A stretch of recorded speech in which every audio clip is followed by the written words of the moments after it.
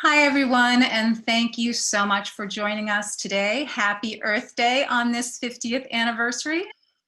I'm the CEO of Foodprint Group. My name is Christina Grace. Foodprint partners with restaurant groups to eliminate waste. This is our third in our COVID-19 webinar series. We have been really lucky to bring experts to the table to help some of our customers grapple with the challenges of working in the COVID environment.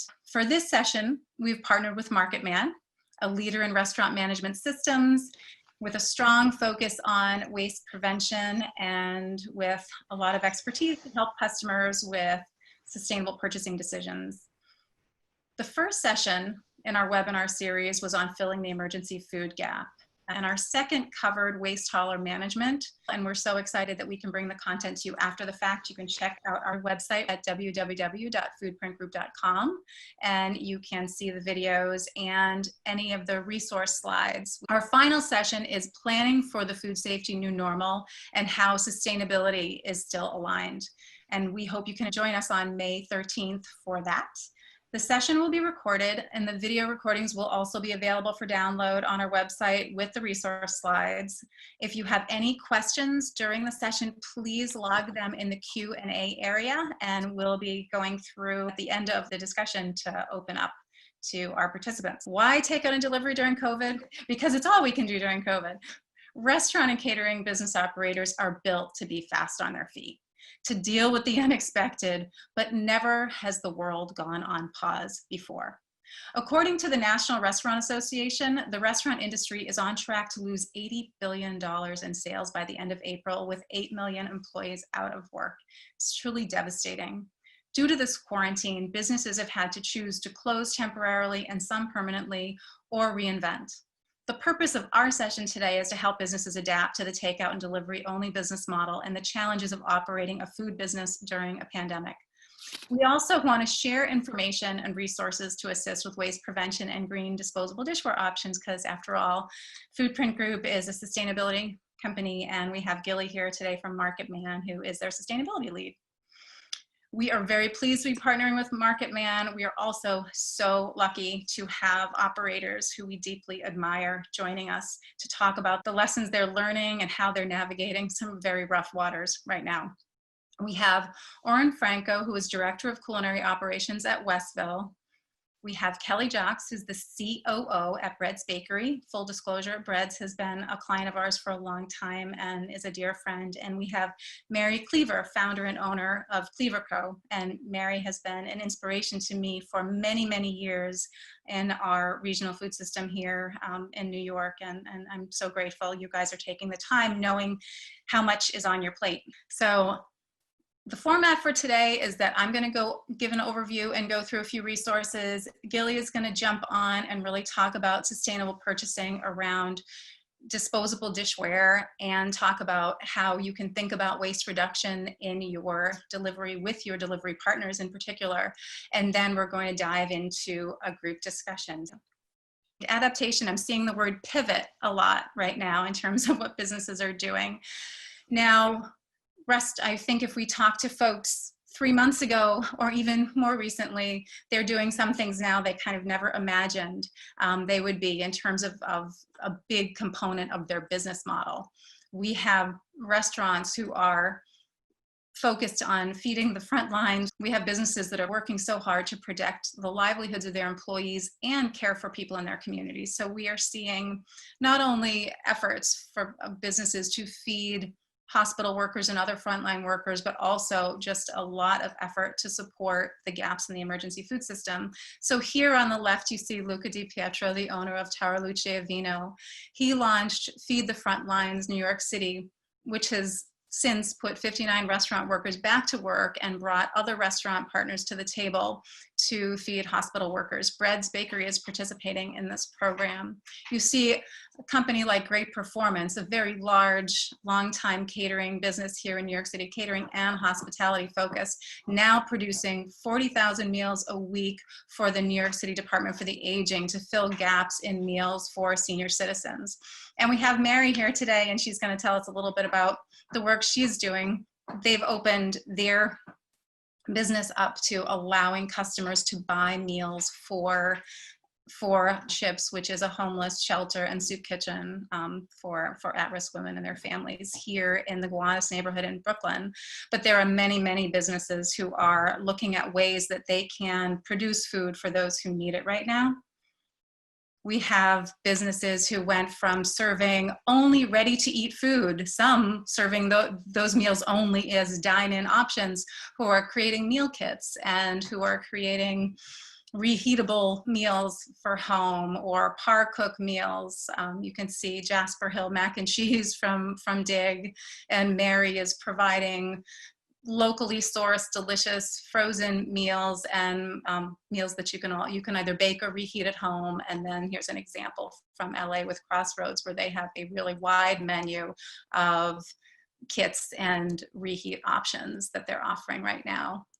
We also see restaurants, who would have thought it, adapting and becoming grocery businesses, not only because they had inventory and connections with distributors, but because they had needs in their community for people to get easier access to some of the foods they need. You see Juice Press launching an organic grocery site. Just Salad launched Just Grocery. And one of our favorite distributors here in New York, Baldor, has launched home delivery to capitalize on their inventory and fill a current need. This still is requiring businesses to operate at a really complicated time. And we know that businesses have made really difficult decisions about whether to stay open or to close based on concerns for staff safety and other challenges of just how do we keep the lights on when the market has completely shifted, the ground has shifted beneath our feet. But those who are staying open are learning how to navigate, and there have been a lot of resources brought to the table to help. So particularly around food and staff safety, we've pulled together a short list here. Again, these slides will be available later, but the World Health Organization has a great COVID food safety guide. The FDA also has a pretty deep dive food and staff safety guide, and we love the Creative Commons COVID guide for takeout and delivery. Bulletproof Food has some food resources. Bulletproof is a food safety consultant based here in New York, and they have a bunch of resources on their website, some really fun checklists for cleaning, back of house, front of house, for dealing with, they have a special guide for contactless delivery. And then amidst all this, as we're figuring out what we're going to do and how we're going to handle things, if a staff person gets sick, if things happen, we're constantly thinking about how do we let our customers know our procedures and how do we make everybody feel safe, our employees and our clients at this time. And we have some great examples from businesses who have been posting all their procedures on their website, how we're dealing with COVID, what are our changes in our food safety procedure, how are we dealing with contactless delivery, what happens if someone gets sick. I love, Mary, that yours pops up right when you get to the website. It's a pop-up. You can't not see it. I know I've gone and looked at a number of sites where I've had to go look for it, but it's so important that it's easy for employees and for customers to know, and particularly for customers who are trying to figure out, is it safe? Is it still safe for me to be ordering delivery or takeout? Now, it is Earth Day, and we are a sustainability business, and we are watching a world turn to 100% takeout and delivery, and all of the waste that's created when everything is going out in single-use disposable dishware. So we are very eager to help our clients as they're kind of navigating how to reduce waste. And so we took a look at all the delivery platforms that are most common. Deliveroo, which is in the UK, was the first platform to actually offer what is called opt-in for utensils. Now there are other options, including Uber Eats. Grubhub and Seamless, the largest players in the space, only offer opt-out. So you have to remember to go in and check that you don't want these things if you're a customer ordering online. And then all of the options have notes options, and people like me are writing in all the time, please don't add utensils. I think the most important thing here is that while the delivery platforms offer different options, we need to make sure that in our restaurant businesses, when we get those orders in, we actually look at them and we make sure that when someone said they don't want something, that we keep it out. And there are other things that we're seeing where if everything is takeout, the options of family meals that might last 2 to 3 days that come in larger containers, so there's fewer containers, is a great idea. One of the things coming up a lot right now, we work with our clients on composting and putting in really robust recycling programs to try to get them to 90% or better diversion. And hauling services in general have seen more limited service offerings at the moment.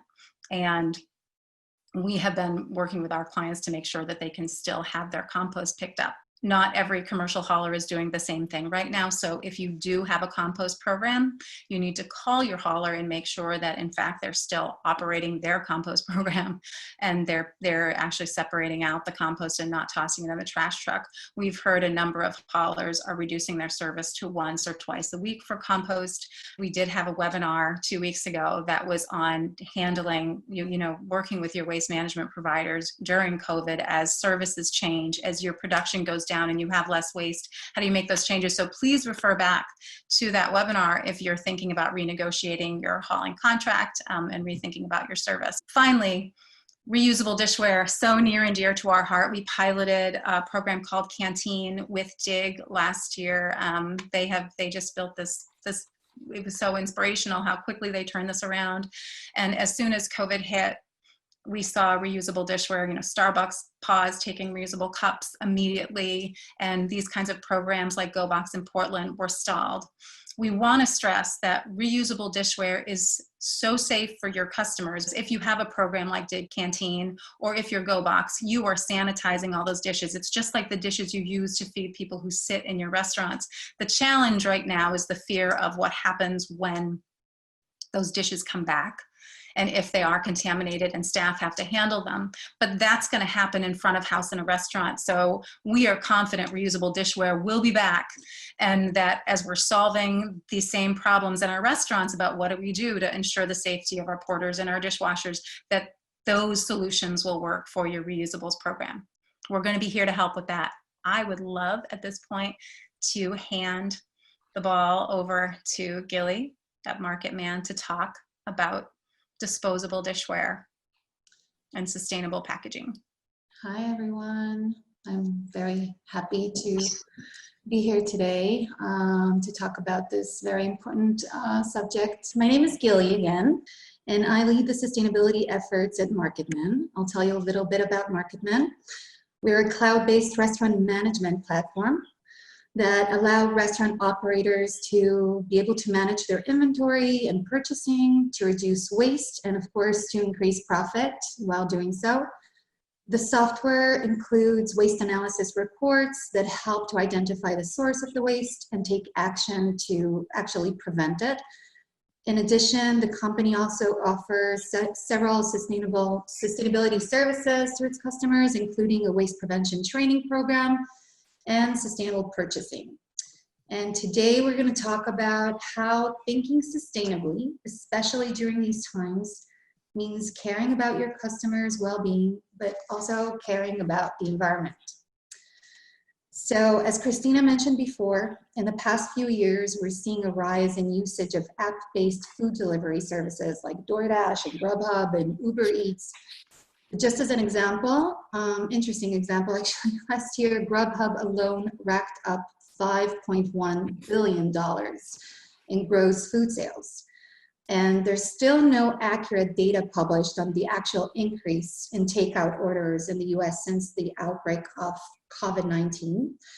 But learning from data that we received from GoParrot, a customized digital ordering platform, their merchants, the ones using their platform, have tripled their sales since the beginning of this crisis. So it's easy to assume that recent increase in takeout orders has also created, of course, an increase in disposable foodware usage, which of course translates, unfortunately, into more packaging waste. Today we know that plastic litter from takeout orders is the prime source of plastic pollution that ends up in waterways and oceans every year. The main problem is that while we all might think that the solution to plastic waste is recycling, the hard truth is that less than 14% of plastic actually gets recycled and can only be recycled a few times. So when it comes to takeout packaging, we really need to understand that anything that is contaminated with food waste is going to be screened out of recycling facilities and sent to landfills, where it's going to leak harmful substances into the earth while breaking down. Also, plastic utensils and straws are not recycled because of their small size and shape. So consider this when thinking about the fact that in the US alone, more than 100 million pieces of plastic utensils and 500 million plastic straws are disposed of every day. And they can take up to 1,000 years to decompose completely.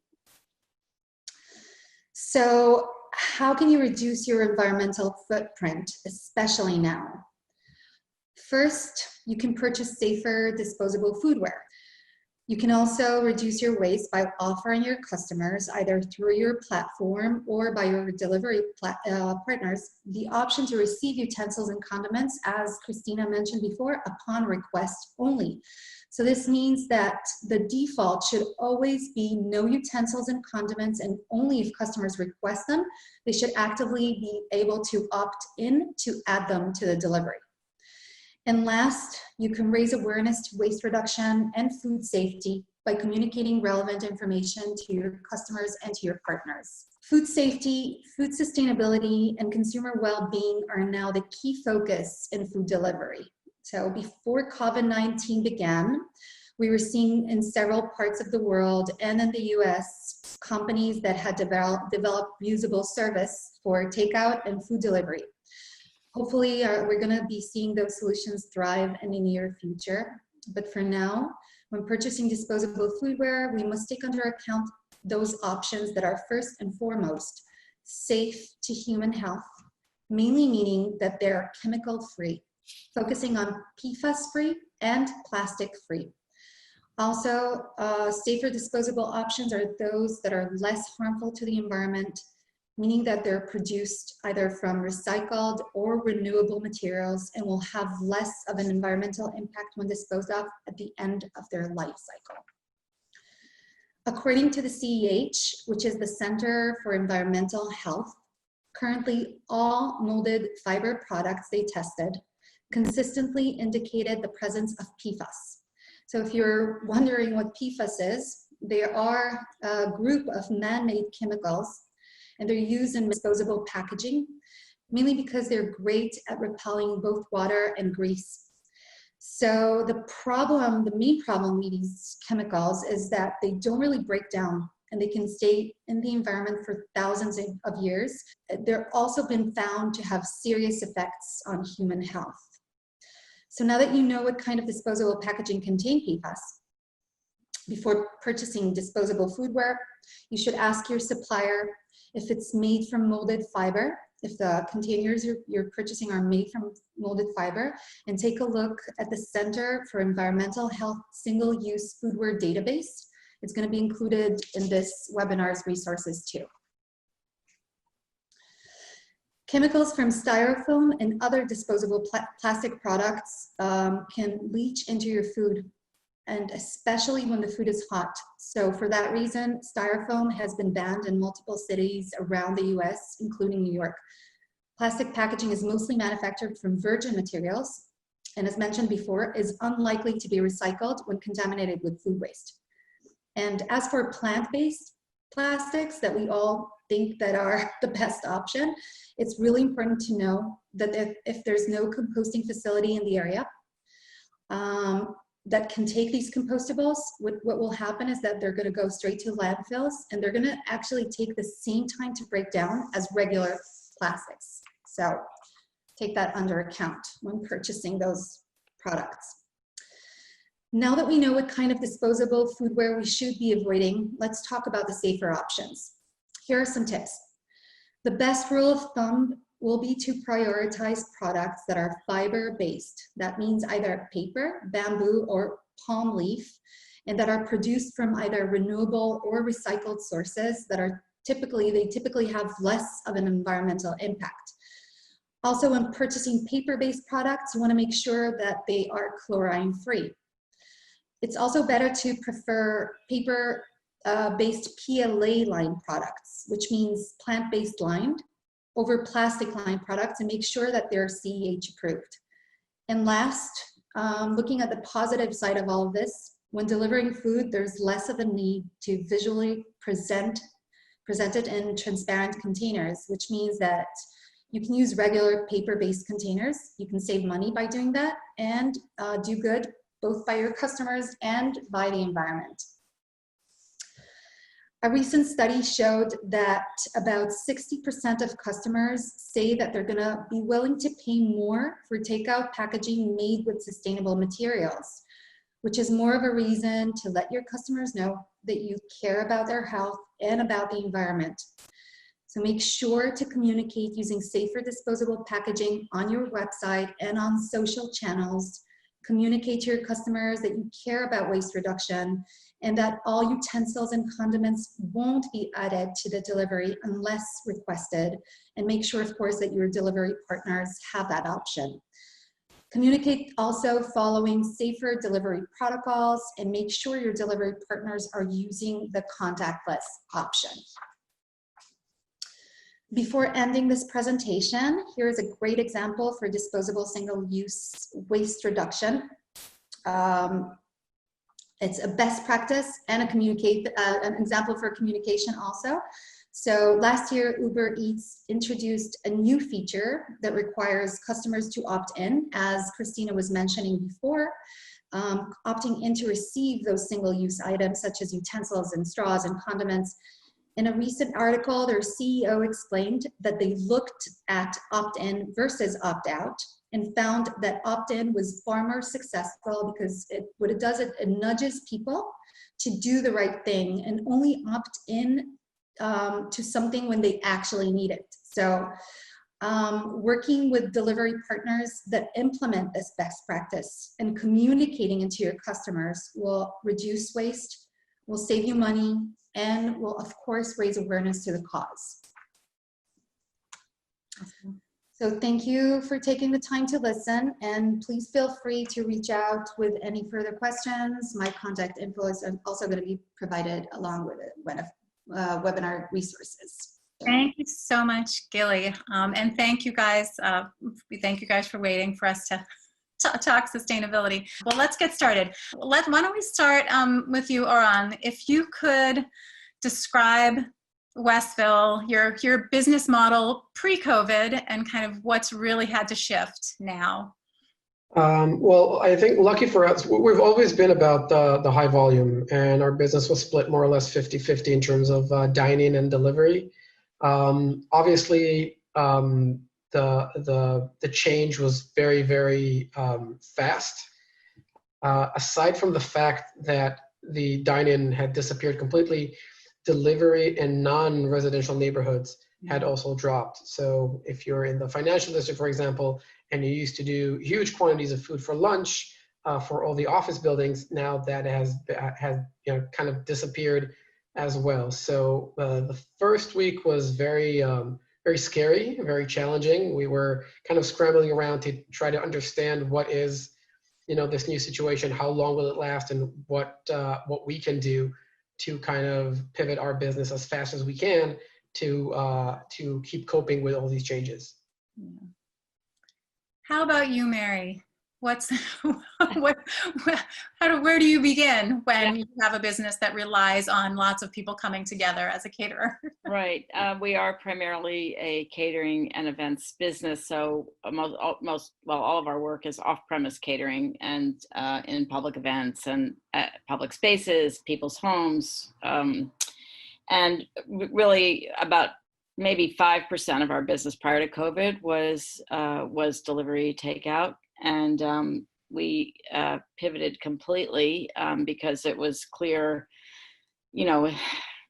that there would be no gatherings for many months, and we're still looking at for the foreseeable future, we see none happening. And so really we pivoted over a weekend and built a back end on our website so that one could order frozen meals. We started out thinking first about, what food we had in inventory to design the menu, and then, how we would be able to produce it in this environment, and who would be able to work and who wouldn't. And so those, that's, and also, always keeping on mission with having it be food from farms and as minimal waste as possible. Yeah. and navigating amongst, not, how we would manage our business, which is built for a totally different scale to condense, as it were. Yeah. Thank you. Kelly, how about you? Breads before we all went on pause and after, what's that look like? Yeah, so like both of the people before me, we're also built for scale, but delivery, we're kind of in the middle between the two. It was always secondary compared to like our in-house business. Sorry, it's my dog. Okay. So she loves webinars. She wants to be a part currently. Life goes but since, of course, it's huge, we use Goldbelly for nationwide shipping, and it's maxed out every day, which used to be just peak holidays. We used to actually close all of our delivery apps for those peak holidays, so we would just focus on the store. And with Passover that just happened, we've completely shifted that, and it was almost all through apps and pre-orders. Wow. Wow. Well, why don't we jump, because there's so many different aspects to this. I'd love to start with, Mary, you started talking a little bit about menu, but I'm going to jump back to Oran, because I know you've really thought a lot about how to shift the menu to work, not just with what your customers or what you can deliver to your customers right now, but really because of the macro, like what's coming, you can get from your distributors. Yeah. So let's talk a little bit about your menu and all the things that have come into play. Well, when we came to look at the menu, we looked at two things. First of all, we wanted to provide our customers with the same kind of variety and quality food that we always kind of stood by. And then you go and you look at the new challenges that you have. So your workforce is almost completely gone. You cannot, we used to be very high volume. We used to feed about 10,000 people a day between in dine-in and delivery. So needless to say, our kitchens were staffed, prep teams and line teams, 2 shifts a day. All of a sudden, all this manpower is gone. You can't use most of them, and some of them don't even want to come to work. So the second thing we thought about is, what can we actually produce? So from an operational standpoint, everything that was difficult to get or was items that were used for like single preparations, that was like a singular item, that went off the menu immediately. Things that used to sell, okay, but are not our strong hitters. We also started considering maybe we don't need to offer this. And then on the flip side of that, people, we know the delivery aspects of the business pretty well, and I didn't expect people to order takeout every day, or I don't want the customer to order takeout every day.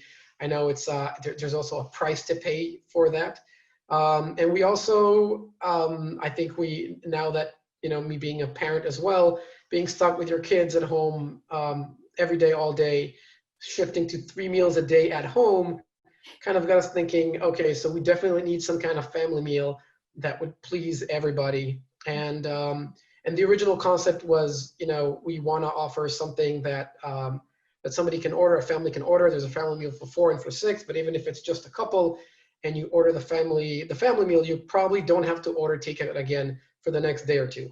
And we always had large portions. It's always part of, our offering. So combine that with a family meal for 6, we're actually probably feeding about, maybe closer to 9 to 10 people with this meal. And that's also the feedback that we have gotten.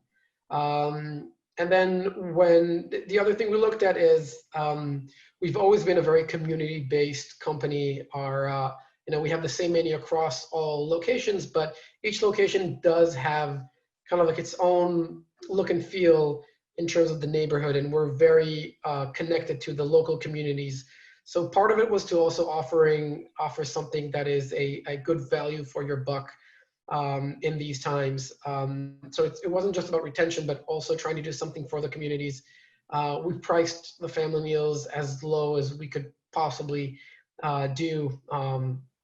Our family meal for 4 averages at $12 per person, and for 6 is $10 if it's actually 6 people eating everything at one sitting. Probably less if you can divide it for more. And we started throwing in freebies on top of that. So the meal includes the proteins and the grains and the vegetables, but you get a free mac and cheese and you get a free basket of French fries to share.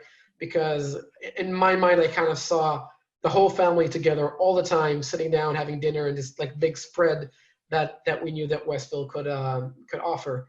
And that was like the main shift.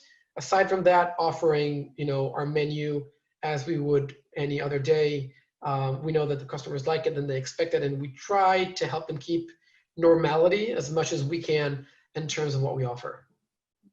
Makes sense. You know, Kelly, when we spoke, you shared that a number of your favorites, not just the things that might not be selling as much, but you know, your hot items have been pulled from the menu. Can you talk a little bit about those decisions? And yeah, sure. So, I mean, for us, the biggest element was just production staff. We went from about 50 production staff at our Union Square location to 10, and that's including like pulling in every manager and getting a really ragtag team together. So it's mostly out of necessity, just to pare down production to something that makes sense that we can still do in a reasonable quantity. We also tried for the first time this year a full catered Passover Seder, which we hadn't done before, just assuming people were in a tight spot, not being able to cook an elaborate meal. So that was our first time kind of pivoting over to this like entire meal, which was interesting. And then our kitchen has kind of turned into like a commissary for not just breads, but also Lamalo and Noor, which are all owned by Gadi Peleg, our owner. And so they're cranking out like hospital donation meals and everything. So we're getting pretty creative with our kitchen space. It sounds like we might take our challah baking class online next week, live from my kitchen. So that will be new. But yeah, basically we're just on a skeleton crew and trying to make what's reasonable.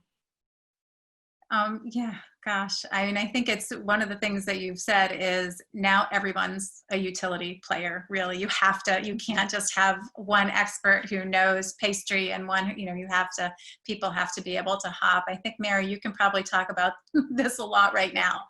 So tell us a little bit about how you determined what you could offer for meals online, and then kind of how the team is managing it.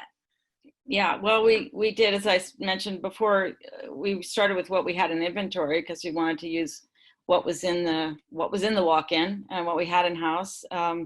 You know, we knew we'd be looking at a difficult time economically, and so we really had to focus a lot on expense and what we could do for the least amount of money. One of the frustrations for us is that we aren't really able to donate anything at this time, which is different. But yeah, we worked with inventory. We worked with which purveyors would be able to get to us, because everybody's had to raise their minimum order. Yeah. And so, and also what our production team that was the safest to keep working could produce. So and focusing on products that we already have in our inventory, I mean in our repertory, what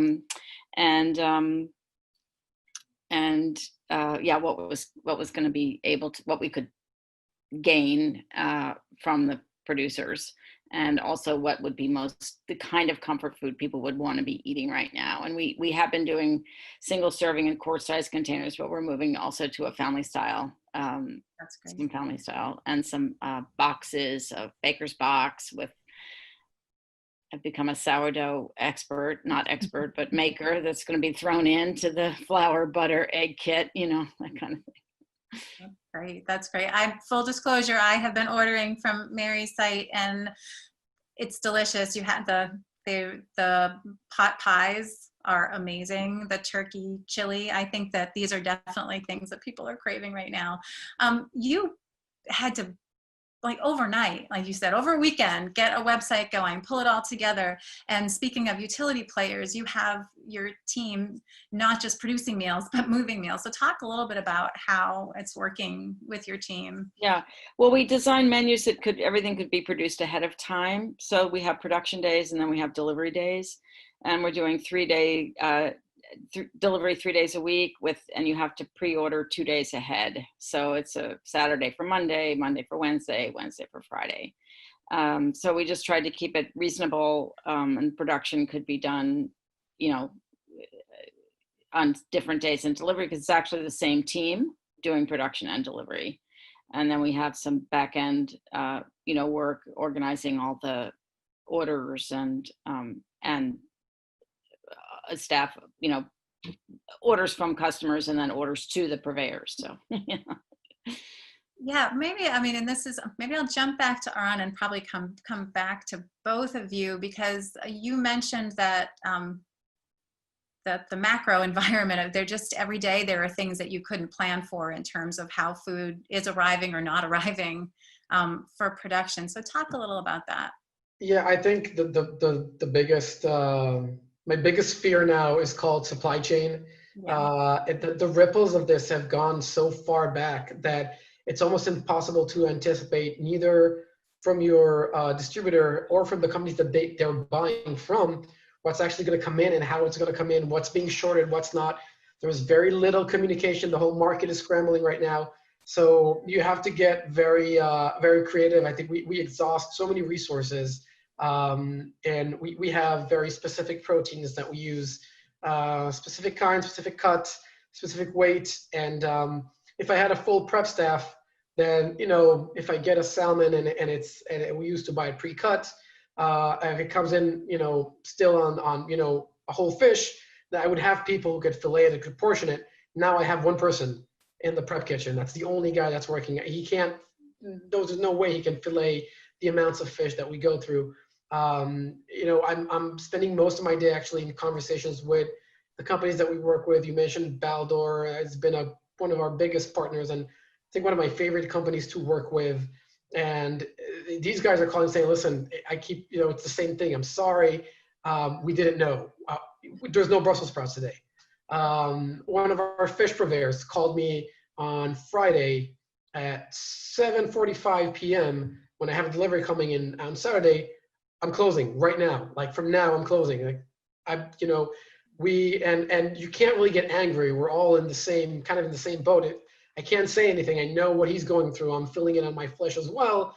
But on the flip side, you know, I don't have fish for 7 locations for the whole weekend now. That's a huge problem. Then you take a guy, we take our catering truck and a driver, and we just send people all over the city. You know, you go to Costco, you go to Chinatown, you rack up all the salmon that you can find, because you have to put something on the plate the next day. So definitely, I mean, logistics, dealing with that is I think the biggest issue. Lucky for us, we have our own delivery staff as well. So even though we do work with all third parties, we also have our own team to rely on, and we sometimes utilize these guys to just move products. Aside from doing deliveries, somebody will go to our Hudson location and haul stuff to it's insane, honestly.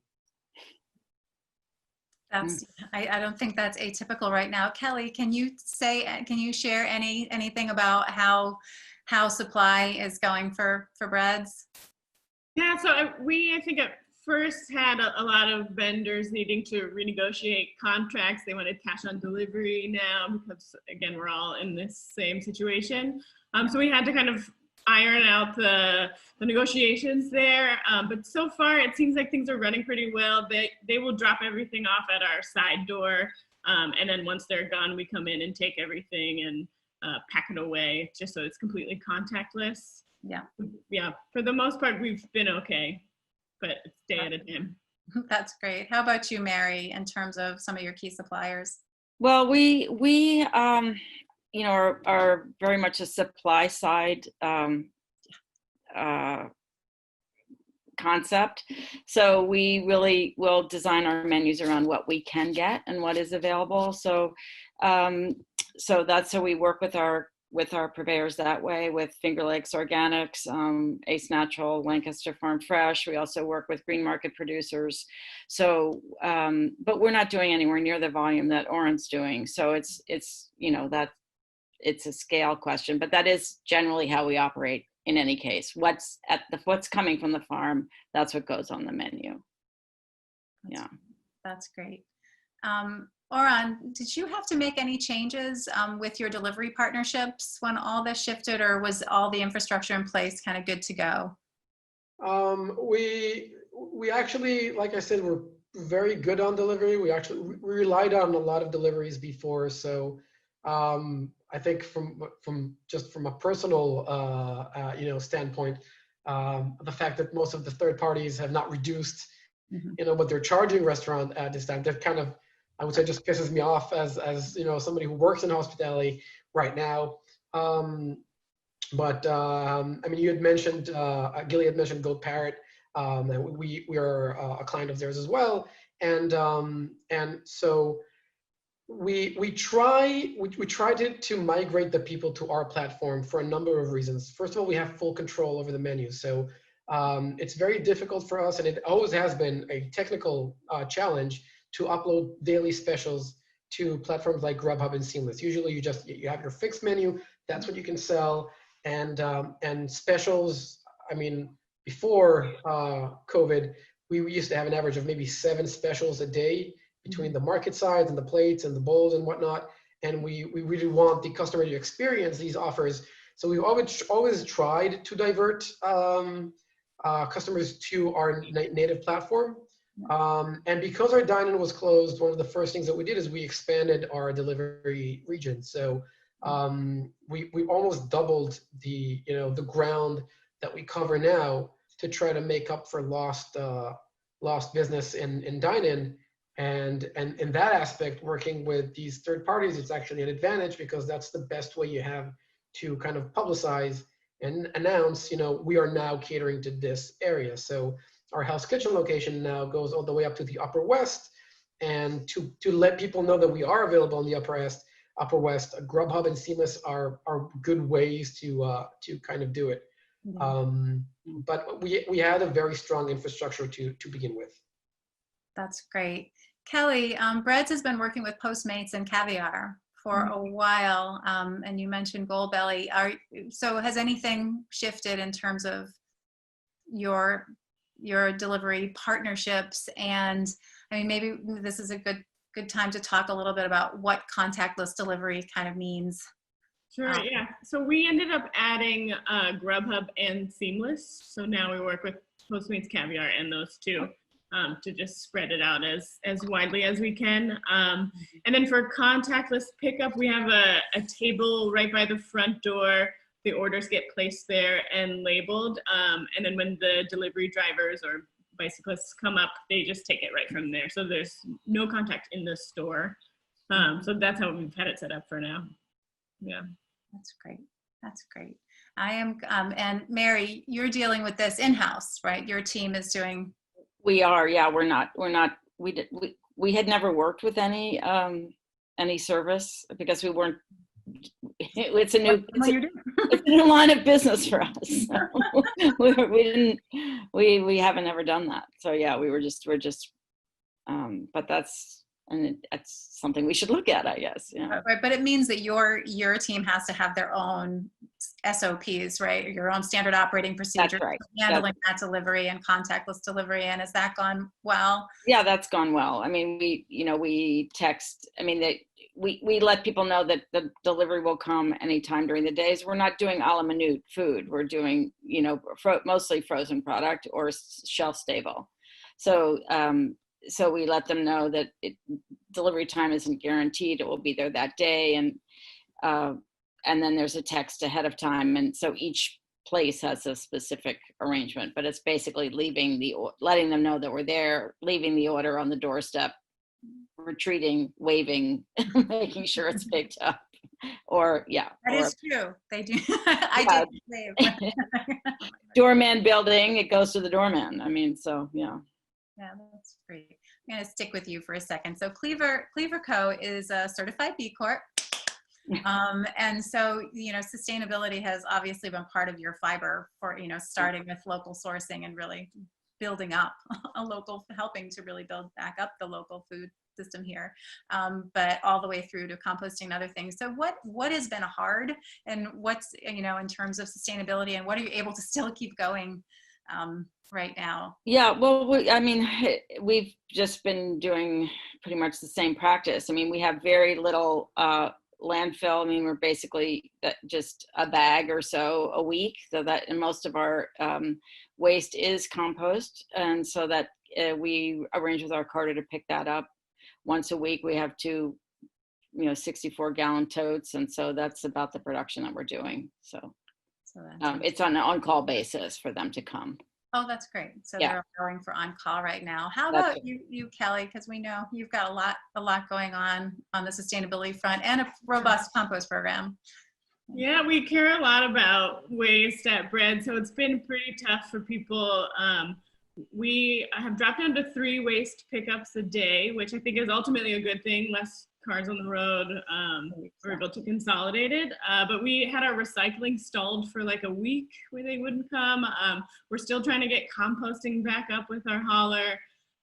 So it's really sad when you're so used to putting your food scraps in the compost bin. It's like hurts your heart a little to put that into the trash can instead.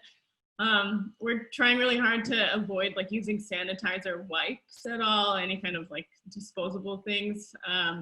But latex glove usage, unfortunately, is going up, which I think everybody's feeling to some extent. So we're trying to figure out maybe alternatives for that. Yeah, we want to work with you on that one. And you had mentioned that your hauler had increased the volume requirements for pickup, so was asking you to have 12 totes per pickup, which if anyone knows, a compost tote could be 35 to 64 gallons. That's a lot of compost. Yeah. So even for a very busy business, that's like grocery store kind of compost. So those kinds of challenges are things we're trying to work with our clients on to figure out how we can keep those programs going. It's not going to be easy, as the city has now decided. The city is postponing our residential compost pickup, and I think that's also going to give the commercial haulers sort of the green light to be like, if this is something that's difficult for them to do right now, make it easier. So our fingers are crossed that that the ones we work with will keep it going, and then we'll be looking for other options. So. But thank you guys for that. So we are getting ready to close in. So I've got a couple final questions. One is really, what has been the biggest challenge of operating in this environment? And then we'll kind of end on a fun of everything that you've been doing. What will you be happy not to have to do anymore post-COVID, and what's going to stick? So why don't we start with like, what has been just the hardest thing to deal with? I think staff layoffs have been the hardest thing, and all of our event staff, are really in trouble.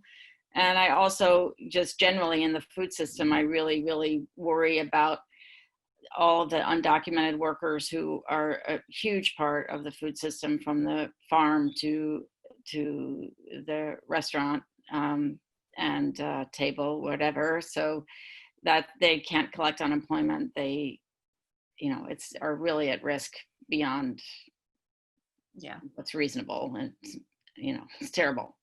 We did include on the last slide of the presentation, which I didn't get to, but you'll be able to download it, a set of general resources, and that does include Roar New York, which was an organization that was really started to raise money for restaurant workers, and there are a few others. There's Rock United and some national groups. So we did include some links for people to be who are seeking support for their teams. It's so difficult right now. Kelly, how about you?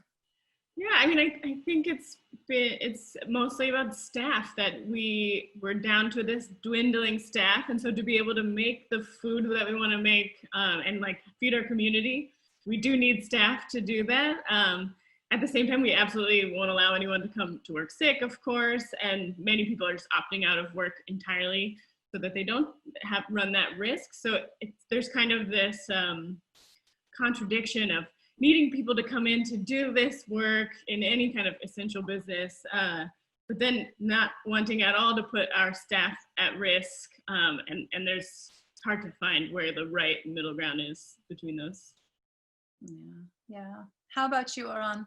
Yeah, it's definitely, we used to employ more than 500 people. So it was the first week was just hours and hours of working on schedules to see how we can split the work that is available between the people who want to work. And then as this went on, a lot of people just opt out by themselves. We actually got to the point where we had employees working doubles in some positions because some of the other employees said, like, the travel, the risk of traveling at the time was still like mostly, public transportation. We started offering, Uber budgets for all the employees. If you feel that you don't want to take the subway, I completely understand.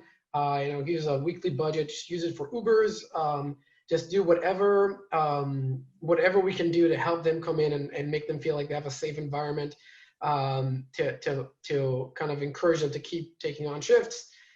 Between that and the logistics challenges of you finally convince the prep guy to come in, and then Cisco, the truck just doesn't show up, and nobody knows where the driver is, and you have nothing to work with, and then you have a guy, you have to give him work. It's just, there was so many. Never at any point, I think, before COVID have I ever focused like 80% of my time on putting out fires from one to another. It was always, I'm a very, I like pre-planning. I always have plans, and everything is preset. I'm a big believer in being proactive, so you don't have to put out fires. But these are things that are, the complete loss of control of the situation, that you're so at the mercy of this thing with staff, and being able to offer solutions and payroll for them, and paying purveyors and relying on these purveyors. It's so, it became so complex that every little thing has to be micromanaged, just to make it through the day. And then the next morning, it's the exact same thing all over again. I think that's been the biggest shift in how we do. We work in 48 hours intervals now. Our ordering is just for anything you need for just the next 48 hours, because you don't know if this provider is going to be there tomorrow or not. You want some, you don't know what the city, now it's kind of, there's a normality, but when it started, 50% occupancy, only deliveries, you start to think, well, if the next thing is, shut down, my walk-in is full, like stacked. It's just, it's the unpredictability, I think, is the hardest thing for us. So what you're saying is it's a no stress environment, right? Yeah, like hospitality has always been a no stress environment. Kelly, to Oren's point on subway and concerns for staff safety and transport, what you guys have been doing may sound small, but I think it'd be really good for people to hear that you're using your own resources. Yeah, so Fred's rented a car, and it's our staff delivery vehicle by morning and night, and we deliver food during the day with it. We're also, now that the streets are kind of empty and they've stopped parking tickets, which is great, staff that do have cars are driving in and carpooling with people around them, just to allow them to forego the subway. That's awesome. So final question. Of what you've had to do now in the pivot mode, what are you ready to say goodbye to? And what are some things that you think you'll be happy to keep around afterwards? What are some new practices or some new market opportunities that you're going to keep at after this? I can't wait to stop using latex gloves as much as possible, only when they're absolutely needed. That would be exciting. I think we're going to all have to deal with what our layouts look like for us. When you walk into Breads, it's just trays of pastries everywhere that you take a patty paper and pick one up. And I don't think people will be so comfortable with that for a while, rightly so. So we'll have to rethink how people interact with our space. And I think I always am a huge fan of cross-training, that it's feeling to me like how when Breads began, when it was very small, there kind of were no hard lines between departments. So, you know croissants and laminated doughs, but you can also jump into the kitchen when they need help peeling something. And so that might be more like a spirit that continues after. That's great. How about you, Mary? Well, yeah, for us, the whole gathering people together, which is really what our focus of our business has been for 40 years, will be hard to, I think, bring back. I think it's going to be a while before people want to gather in places together.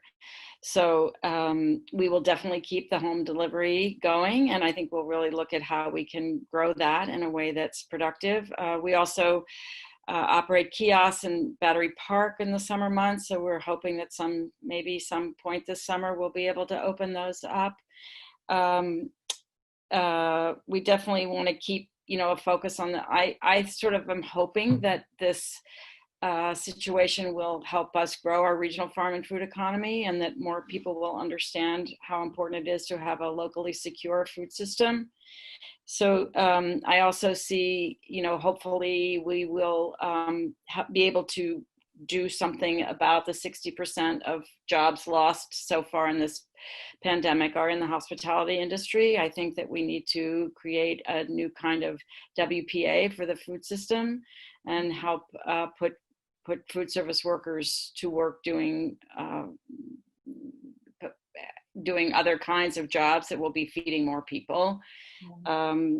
So they are the essential workforce. I'd love to see I'd like to see political change, a lot of political change. I'd like to see the Trump administration go. I think we can say goodbye to them. I think we can bring in new democracy. I think we can get rid of the evil capitalism and the fossil fuel-based food system. Let's just not go back. Let's go forward to a new and better food system. We are with you. Oran, what stays, what goes? Well, I'm really hoping dine-in comes back. I really miss that.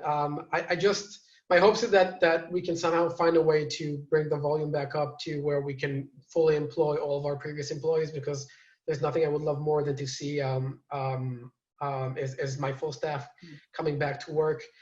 Before COVID, we were kind of like playing with the idea of outsourcing, using ghost kitchens to kind of lower our dependability on the amount of staff that you need. In my mind right now, all of that is out the window, because I just brought in everything back in-house, and I would like to keep it in-house now, because that gives you control of what I can offer and what I cannot. I'm hoping to keep the delivery range as this thing progresses, to see how we can still maintain this while bringing dine-in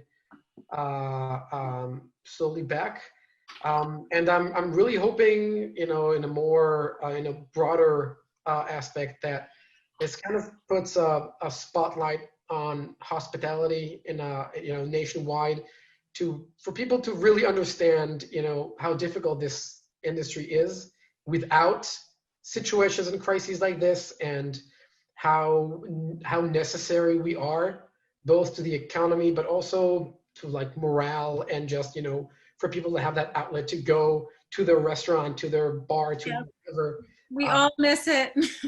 And because I'm very disappointed with the response, like you mentioned, government, and even trying to understand how can you get aid, and who does it go to, and not aiding like the whole all businesses together, and maybe shifting more focus. It feels really unfair that the hospitality has to share some of this aid with industries that have not really been affected so much. I have a lot of friends who work in tech and in finance, and aside from being locked up at home, their life hasn't really changed much. Whereas I see my employees thinking about where they're going to bring money for rent, so just maybe getting some more recognition, I think, of how essential we are, both to the economy and just all around. Everybody's quality of life, right? But well, you guys, this was fantastic. Thank you so much for sharing your experiences, your expertise. We hope to see a shift soon, back to what we know will be a new normal. As Kelly was saying, things will look different in these places, but hopefully we'll be able to be in these places all together again. Everybody who joined us, thank you so much. The webinar video will be available online by Friday, and we will send an email out to all of our participants so that you can have a link to that. So thank you all again. Everybody, be well, be safe, And Thank you. good luck. Thank you. Thanks. Thank you. Bye. Thank you.